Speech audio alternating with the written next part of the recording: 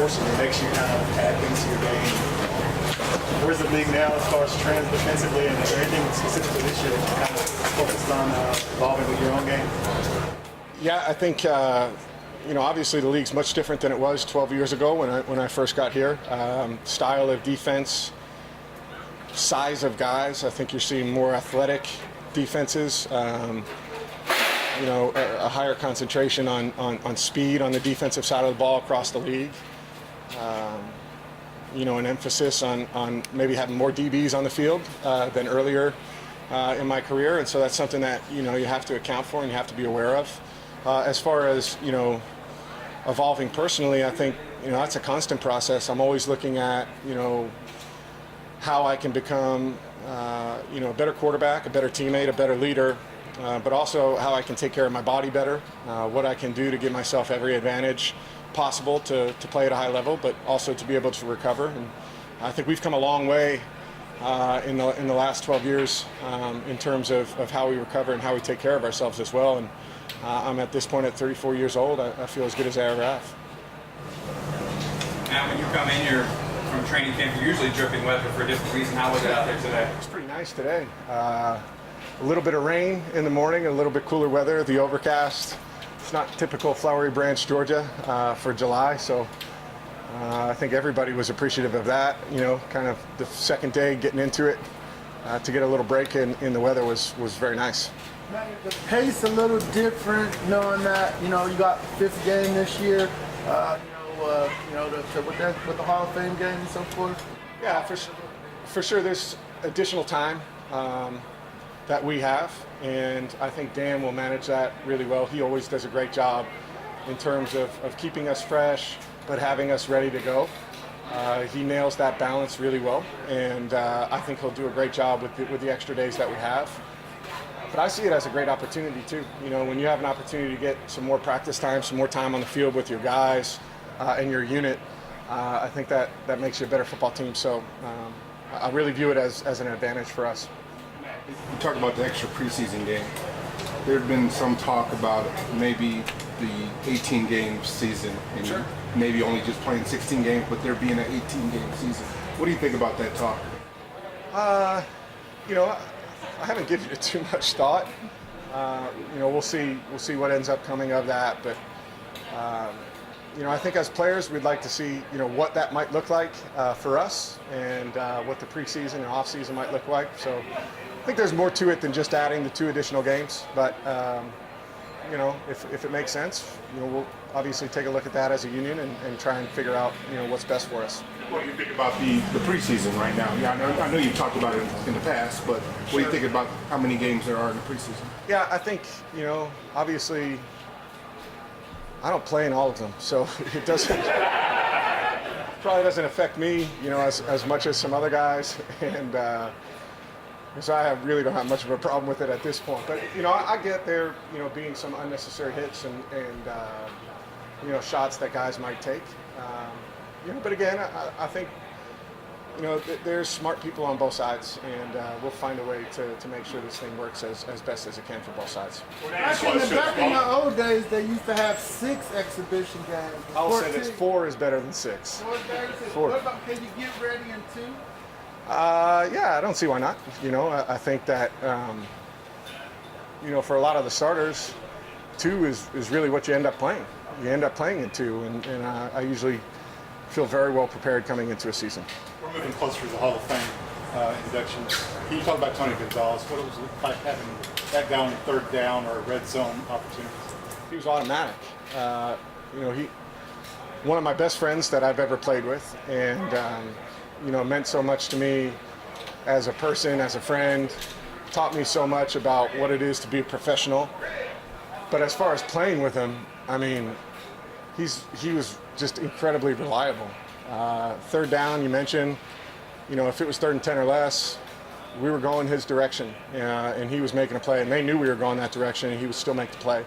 Same thing in the red area. I mean, he had so many touchdown catches for us that were either double teamed, sometimes triple teamed, where he had ability to track the ball, catch a ball with strong hands, be able to come down through contact and maintain possession better than probably anybody that's ever been able to do it. And so it was a blast to play with him for the amount of years that I did, and I'm thankful that I had that opportunity. But I'm just so happy for Tony that he's recognized as a first ballot Hall of Famer the way he should be. Not to demean anybody else, but I'm sure there had to be. And that next season after he was gone, when you're facing one of those opportunities, had to be in the back of your mind. I love our other guys, but Tony was different, and that's not a slight on anybody. I mean, this is a first ballot Hall of Famer that, for my first year playing with him, he'd always tell me he was open, and I would go back and watch the film, and he was completely covered. And I was like, what are you talking about, man? He was like, no, if you just put it in this one spot, it'll be perfect. And it took me a while to develop that trust to let it rip and to throw it to this spot, but he was right. He was open, and if you could deliver the ball in a spot that he can make a play, he didn't let you down. Ryan, you talk about the preseason playing. So much gets made of timing with receivers as it pertains to Julio. I know you can't quantify what reps or hours, but how much time do you really need to get on the same page, especially with a guy like this? This is year 8 or 9 for who? Year 9? We got 9 years of banked reps. That's a long time of working with another player. And so as far as timing, rhythm, or understanding where a guy's going to be, he's probably the person I'm most in sync with, regardless of how much time he spends on the practice field. We have a lot of stored game reps that count for more than probably anything. And so I have a huge comfort level with him. I also think that he's one of the unique guys that's really able to verbalize and communicate how he's going to do something and where he's going to be without doing it.